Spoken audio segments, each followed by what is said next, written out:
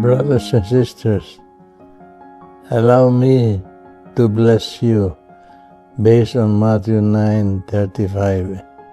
May the Lord bless you with the compassionate heart of Jesus, who went through towns and villages, teaching, proclaiming the good news, and healing every disease and affliction.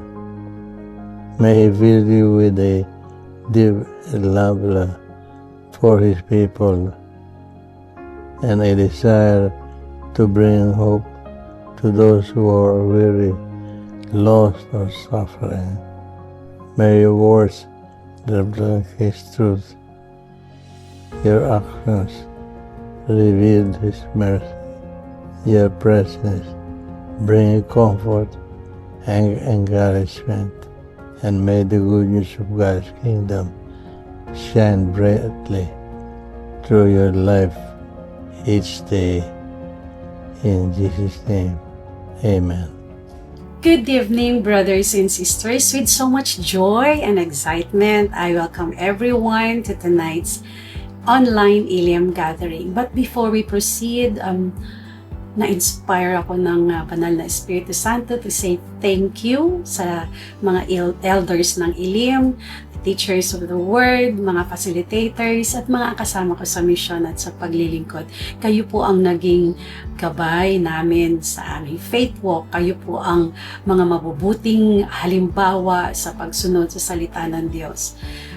Mabuting halimbawa po kayo sa katatagan, sa malalim na pananampalataya at pananalig. Na kahit mabigat po yung mga pinagdadaanan nyo, I still see the joy when you serve. I witness the patience and the genuine care for one another. The positive way of looking at life. At ito po yung nagpapa-inspire sa akin din. Nagbibigay din sa akin ng lakas ng loob. At ito rin po yung mga rason kung bakit lumalim din po ako sa aking pananampalataya. At ito ay lagi kong ipinagpapasalamat sa Panginoong Diyos. Kaya ang pasasalamat ay dinadaan sa masaya at masiglang pagpupuri sa Panginoong Diyos. Brothers and sisters, let's ready our hearts. Tara na at magpuri. Let's come before the Lord in the name of the Father, the Son, and the Holy Spirit. Amen.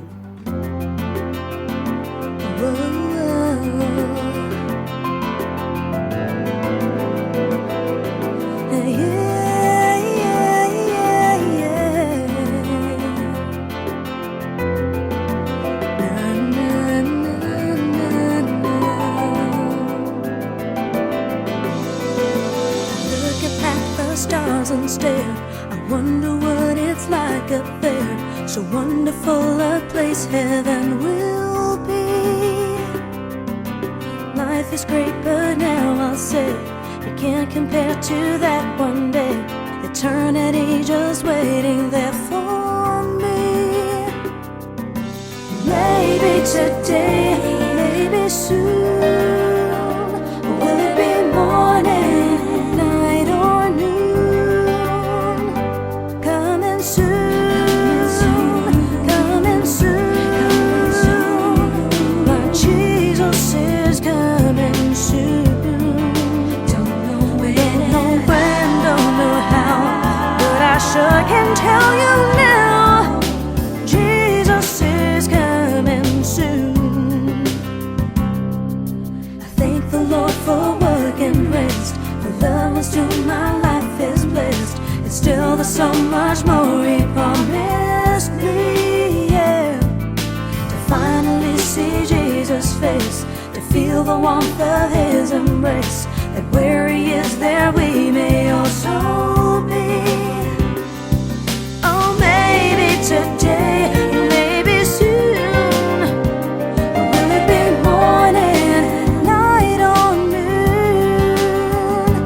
Coming soon, coming soon.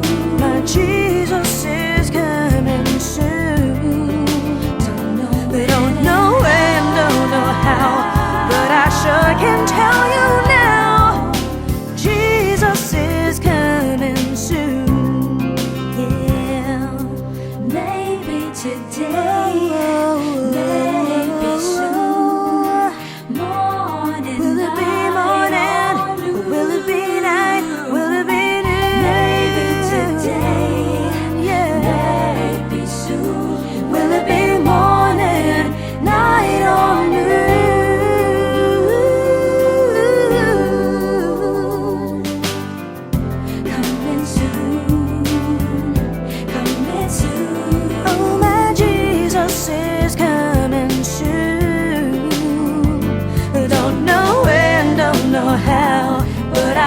I can tell you now, Jesus is coming. I know He's coming. Jesus is coming soon. Look at the stars and stand. I wonder what it's like. Oh, He's coming soon. Oh, my Jesus. But now I say, oh, my Jesus. Eternity just waiting. He's coming soon. The love for work and rest. The love is to my life. He's coming soon. So much more He promised me. His beautiful face, to feel His embrace. Oh, He's coming soon. He's coming back for me. He's coming back for me. And back for you. Back for me. Back for you. Back for me. His beautiful face. Heavenly Father, thank you for bringing us here tonight, Lord. Thank you for giving us another chance to worship, to express our love and thanksgiving. And please pour upon us tonight your Holy Spirit and make our hearts ready to listen and to receive your words that will guide our path and that the words that will draw us nearer to you. And this we pray through your mighty name, Jesus. Amen. Brothers and sisters, we're about to listen to the Word of God while inahanda po natin ating mga Biblia, mga panulat, mga notebook. Ihanda natin higit sa lahat ang ating puso upang matanggap natin at may isabuhay ang kanyang salita. Amen? Our teacher of the Word for tonight inspires me with all his teachings and his examples at yung kanyang mga testimonies. Brothers and sisters, please help me welcome a faithful servant of the Lord, Brother Romel Benitez.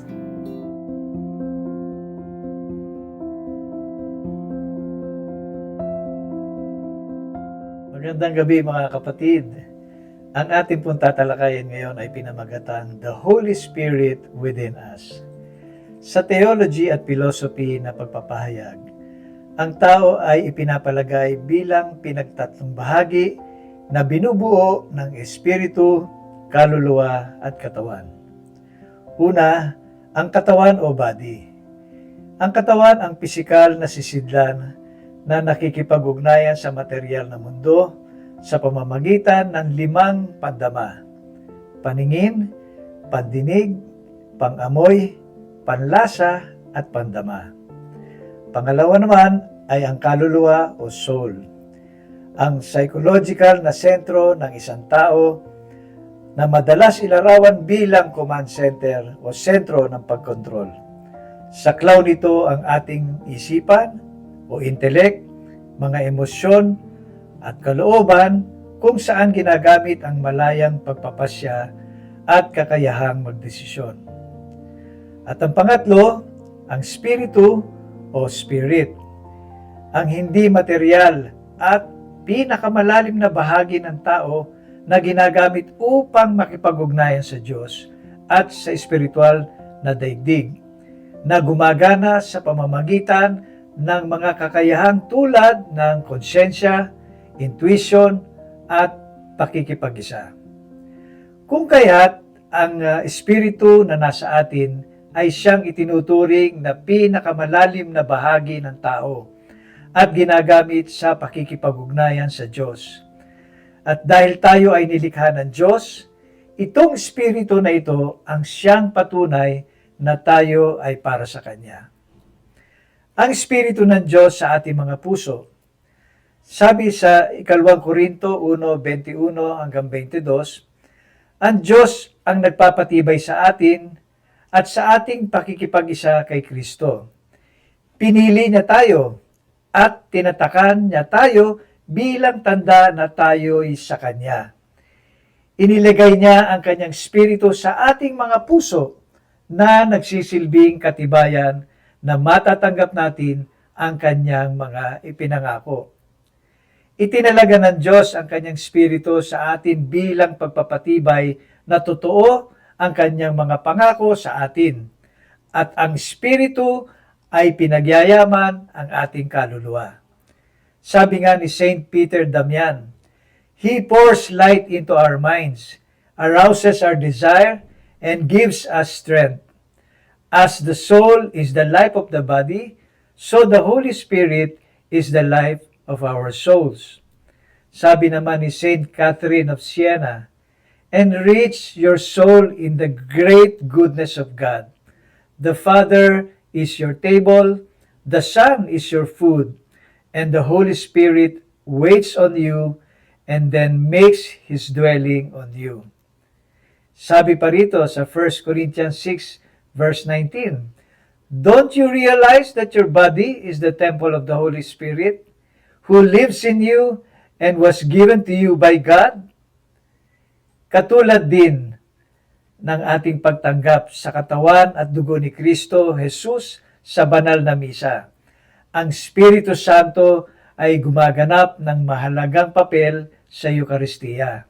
Siya ang aktibo at nagbabagong kapangyarihan na nagdudulot ng tunay na pag-iral ni Kristo sa tinapay at alak, at nagbubuklod sa mga mananampalataya upang maging buhay na katawan ni Kristo. Sabi nga sa unang Korinto 12:27, Kayo ngang lahat ay iisang katawan ni Kristo, at bawat isa sa inyo ay bahagi nito. The work of the Holy Spirit in the Holy Mass can be broken down into specific moments and actions. Una, the epiclesis or invocation. Sa panahon ng pananalangin ng Eukaristiya, iniuunat ng pari ang kanyang mga kamay sa mga handog na tinapay at alak.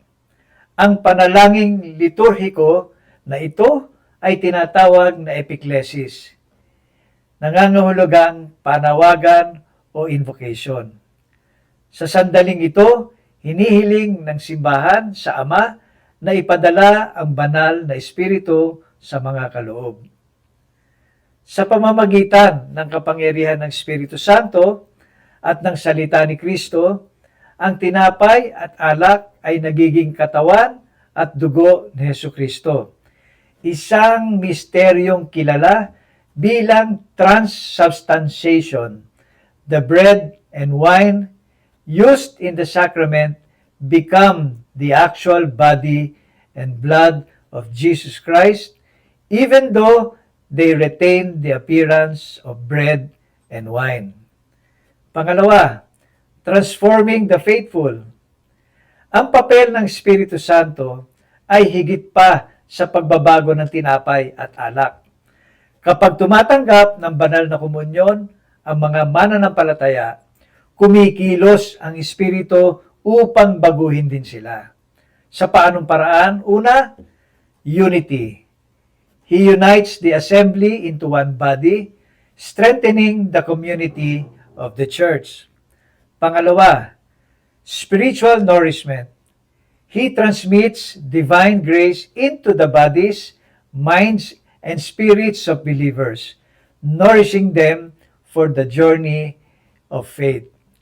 Sabi nga ni St. Thomas of Aquinas sa kanyang commentary on Book 4 of the Sentences, ito sabi niya, material food first changes into the one who eats it, and then, as a consequence, restores to him lost strength and increases his vitality.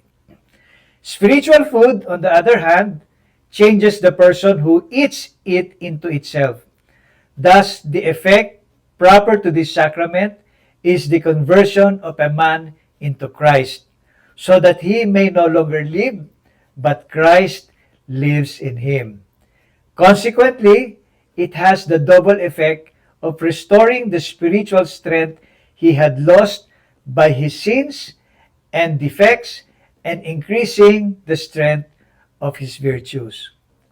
Sabi rin sa Roma 8:11, at kung nananahan sa inyo ang Espiritu ng Diyos na muling bumuhay kay Jesucristo, Siya rin ang magbibigay ng buhay sa inyong mga katawang namamatay. Gagawin niya ito sa pamamagitan ng kanyang espiritong nananahan sa inyo. Sa Ingles, the Spirit of God who raised Jesus Christ from the dead lives in you. And just as God raised Christ Jesus from the dead, He will give life to your mortal bodies by this same Spirit living within you. Pangatlo, preparation and remembrance. Bago ang liturhiya ng Eukaristiya, inihahanda ng Espiritu Santo ang mga puso ng mga mananampalataya. Binubuksan niya ang mga isipan ng mga dumadalo upang maunawaan ang mga turo ni Kristo, pinalalalim ang kanilang pakikipagtagpo sa Diyos, at ginigising ang isang malalim na pag-ibig at pagnanais para sa sakramento. Sabi, hindi lamang isang tradisyon ang pagtanggap sa katawan at dugo ni Kristo, kundi si Kristo mismo ang nagsabi tungkol dito mula sa Juan 6:54 hanggang 57. At ito ang ating inaalala tuwing tayo ay nagdiriwang ng Eukaristiya. Whoever eats my flesh and drinks my blood has eternal life, and I will raise him on the last day. For my flesh is true food, and my blood is true drink. Whoever eats my flesh and drinks my blood remains in me, and I in him. Just as the living Father sent me, and I have life because of the Father, so also the one who feeds on me will have life because of me. Ang kumakain ng aking laman at umiinom ng aking dugo ay may buhay na walang hanggan, at muli ko siyang bubuhayin sa huling araw. Sapagkat ang aking laman ay tunay na pagkain at ang aking dugo ay tunay na inumin. Ang kumakain ng aking laman at umiinom ng aking dugo ay nananatili sa akin at ako naman sa kanya. Buhay ang Ama na nagsugo sa akin at ako'y nabubuhay dahil sa kanya. Gayon din naman, ang sino mang kumakain sa akin ay mabubuhay dahil sa akin. Pangwakas, according to the Catechism of the Catholic Church, CCC 1324, the Holy Eucharist is the source and summit of the Christian life. Nakikibahagi tayo sa misa upang magbigay luwalhati sa Diyos, upang sumamba at pumuri sa kabanal-balanang Santissima Trinidad, at upang mapabanal. Hindi dapat mangyari na tayo ay nakikibahagi sa misa o Eukaristiya, ngunit nananatiling hindi nagbabago. Sapagkat ang isang gawain ng Espiritu Santo ay ang proseso ng pagbabalik loob.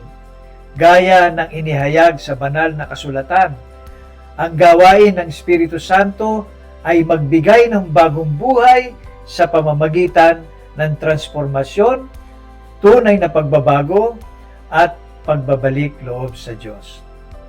Ang pagsisimba natin sa araw ng linggo at sa mga holy days of obligation ay isang tungkulin ayon sa Catechism of the Catholic Church.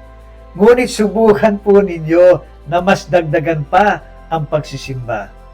Ang pang-araw-araw natin na misa o pagsisimba ay nagbibigay ng napakalaking espiritual na benepisyo sa isang tao, ang ating pakikipag-isa at pananatili kay Kristo Jesus araw-araw. This is the work of the Holy Spirit within us, to change us, to transform us, and to give us life. In Jesus' name, amen and amen. Thank you, Brother Romel, for a very inspiring teaching. God bless you and your family even more. Again, thank you po. Elim Community's vision is to spread the good news to the ends of the earth.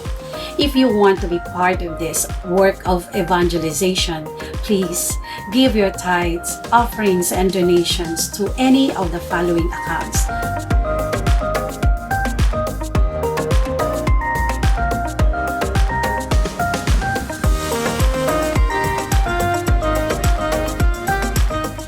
And we pray for all those who gave their tithes and love offerings and donations. May the Lord bless you 100-fold for your generosity, and may He answers all your heart's desires. In Jesus' name, Amen. Lord, I ask for the gift of humility.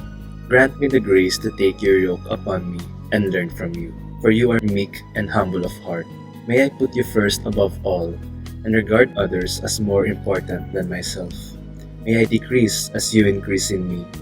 May I grow in the virtue of humility in this year of preparation for our Golden Jubilee. In Jesus' name we pray. Amen. Prayer to the Lady of Elim. O dear Mary, Lady of Elim, sweet and pure, pray that your Son Jesus will to innocence and holiness restore the hearts and minds of long-lost souls. Pray that the seed of glad tidings, sown in our hearts, will stir us to great hope, faith, and love. Pray for the vision and intentions of community and of the Church, that with the Lord's watchful care and generous provisions, they shall all be. Pray that a polluted world and all institutions will, from a powerful outpouring of the latter rain, experience the blessings of fresh, living water, a renewal of the Spirit, and healing of our land and of all nations. Hail Mary, full of grace, the Lord is with you. Blessed are you among women, and blessed is the fruit of thy womb, Jesus. Holy Mary, Mother of God, pray for us sinners, now and at the hour of our death. Amen. Hail Mary, full of grace, the Lord is with you. Blessed are you among women, and blessed is the fruit of thy womb, Jesus. Holy Mary, Mother of God, pray for us sinners, now and at the hour of our death. Amen. Hail Mary, full of grace, the Lord is with you.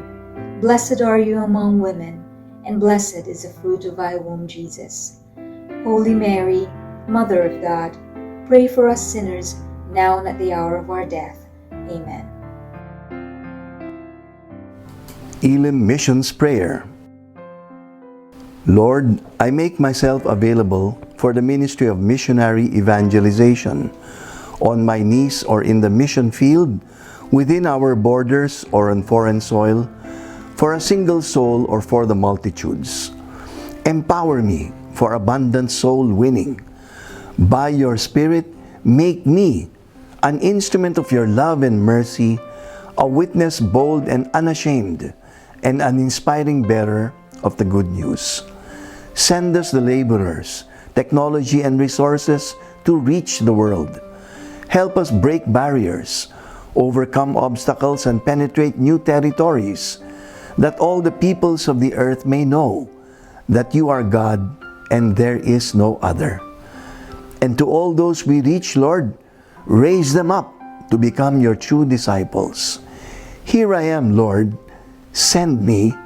In Jesus' name, Amen. Manalangin tayo. Sa ngalan ng Ama, ng Anak, ng Espiritu Santo. Amen. Diyos naming makapangyarihan, salamat sa pagbibigay mo sa amin ng iyong Espiritu, ang Espiritu Santo. Espiritu Santo, tulungan mo kami na mabago at bigyan kami ng buhay na walang hanggan, magpakailanman. Amen. Sa ngalan ng Ama, ng Anak, ng Espiritu Santo. Amen. Napakabilis po ng panahon, nalalapit na muli ang ating Conference 2026. Let's avail the discounted rate. Mag-register na po tayo mga kapatid. So thank you for being here tonight, brothers and sisters. Mapuspos nawa tayo lagi ng apoy ng banal na Espiritu Santo. And see you on our next online habit. God bless everyone. Bye for now.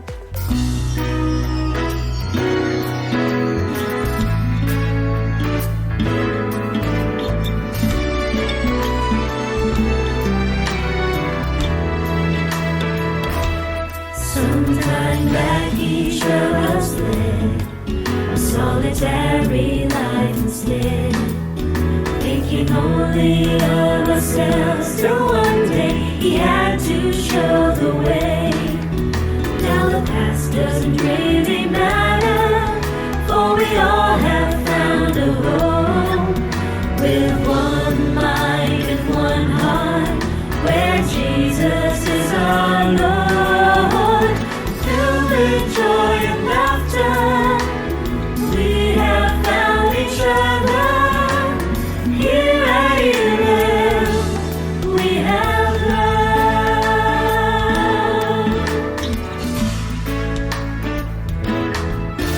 As we wander through the desert, seeking for a total rest, we have found a place of happiness, where we all could be refreshed.